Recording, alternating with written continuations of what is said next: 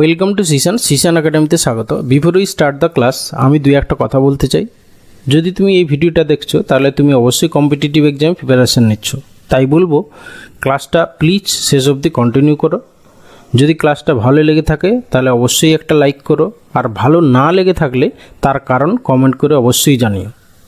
আর যদি তুমি Xishan academy YouTube চ্যানেলে নতুন হও তবে চ্যানেলটা অতি অবশ্যই সাবস্ক্রাইব করে বেল আইকনটা প্রেস করে দিও, কারণ আমি যখনই কোনো নতুন ক্লাস নিয়ে আসবো তার নোটিফিকেশান তোমরা আগেই পেয়ে যাবে। ওকে, চলো লেটস স্টার্ট। ফার্স্ট কোশ্চেন কী আছে দেখে নাও। বলছে যদি এতকে 6 লেখা হয়, এতকে 2 লেখা হয়, তবে এতকে কি লেখা হবে? ওকে, দেখো এখানে কিচ্ছু নেই, জাস্ট ডিজিটাল সাম। ডিজিটাল সাম কি না, ডিজিটগুলোর সাম, যেখানে ডিজিটাল সামে 9 = 0 হয়। ঠিক আছে, তাহলে প্রথমটা ডিজিটাল সাম যোগ করে দেখো, 4 + 8 + 2 + 3 + 7। ঠিক আছে, আচ্ছা দেখো 9 মানে 0, তাহলে 7 আর 2 নিয়ে 9 0 হয়ে গেল। তারপরে দেখো 8 × 4 = 12, 13 × 14 = 15, 15 মানে 5 × 6। দেখো এইটা ডিজিটাল সাম 6, সেই জন্য 6 দেওয়া আছে।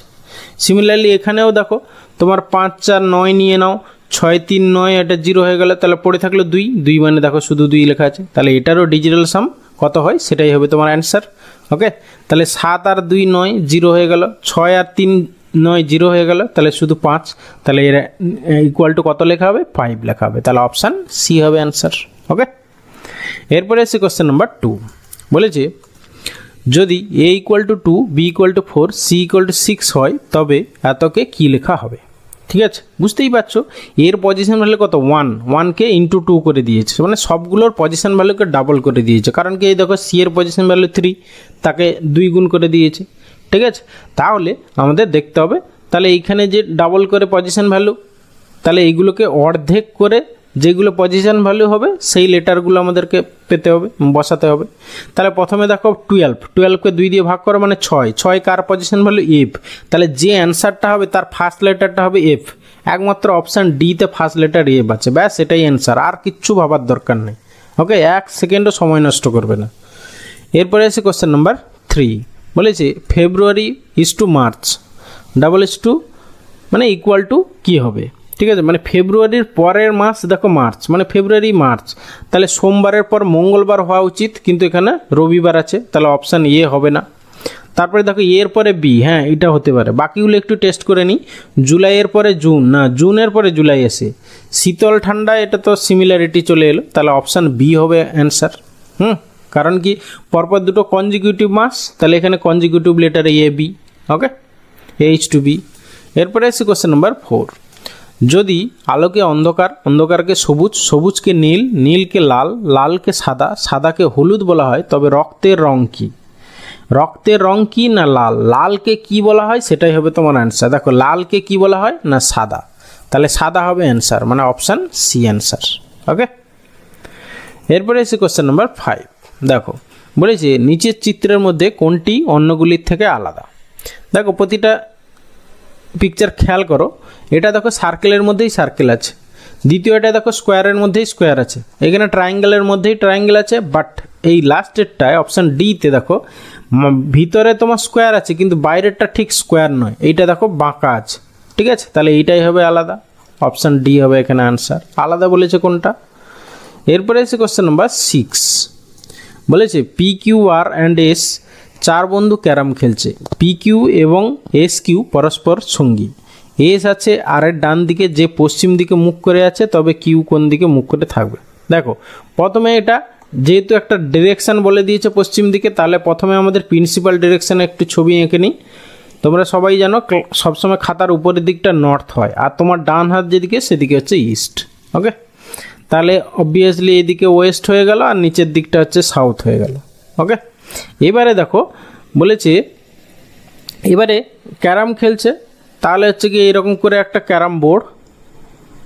ওকে, ক্যারাম বোর্ড। এবার দেখো এইখানে এই যে এস আছে আর এর ডান দিকে যে পশ্চিম দিকে মুখ করে আছে, এস আছে আর এর ডান দিকে যে পশ্চিম দিকে মুখ করে আছে। ঠিক আছে, তাহলে আর এর ডান দিকে আছে এস এবং এস পশ্চিম দিকে মুখ করে আছে, তাহলে এস এইখানে থাকবে, তবে গিয়ে সে পশ্চিম দিকে মুখ করে থাকবে। ঠিক আছে।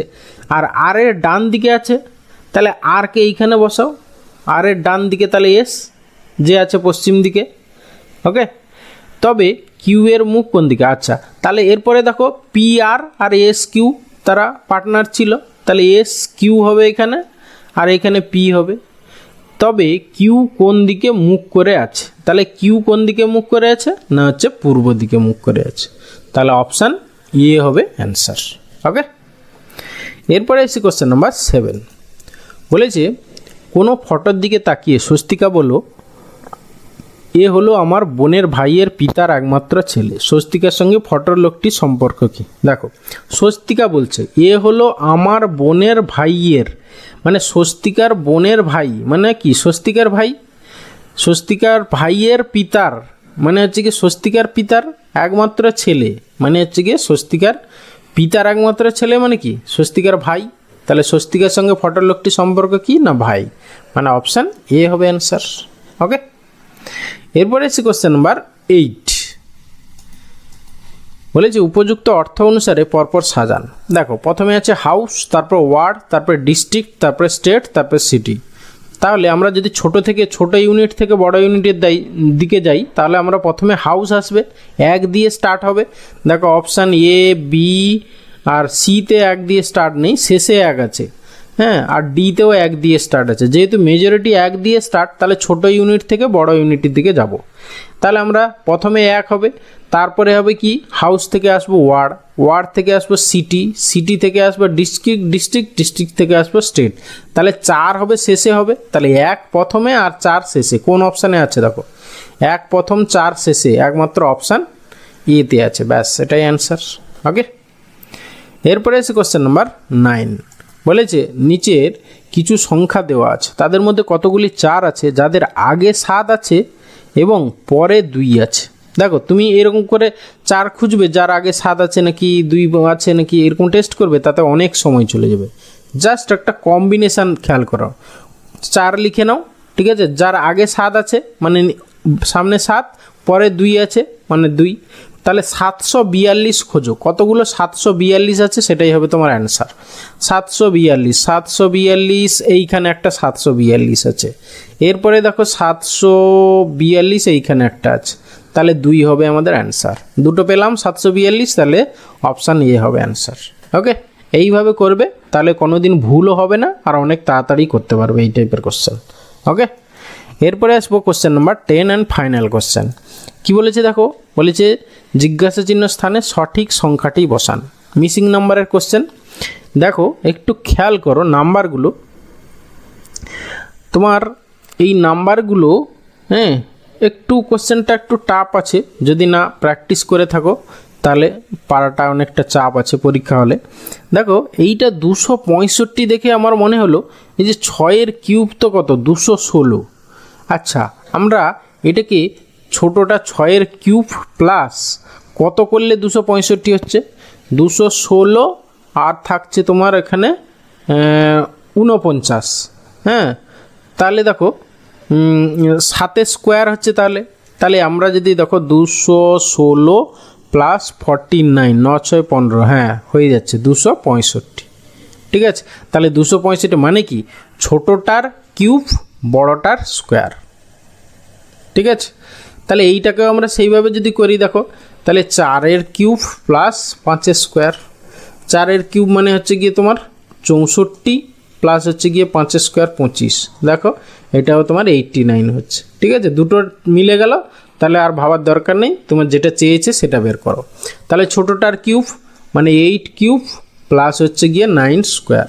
ওকে, 8 কিউব মানে 512 প্লাস হচ্ছে 9 স্কোয়ার মানে 81, মানে 2 একে 3, ইউনিট ডিজিট 3 হবে। আচ্ছা, দুটোতে আছে তাহলে যোগ করে নাও, কিছু করার নেই।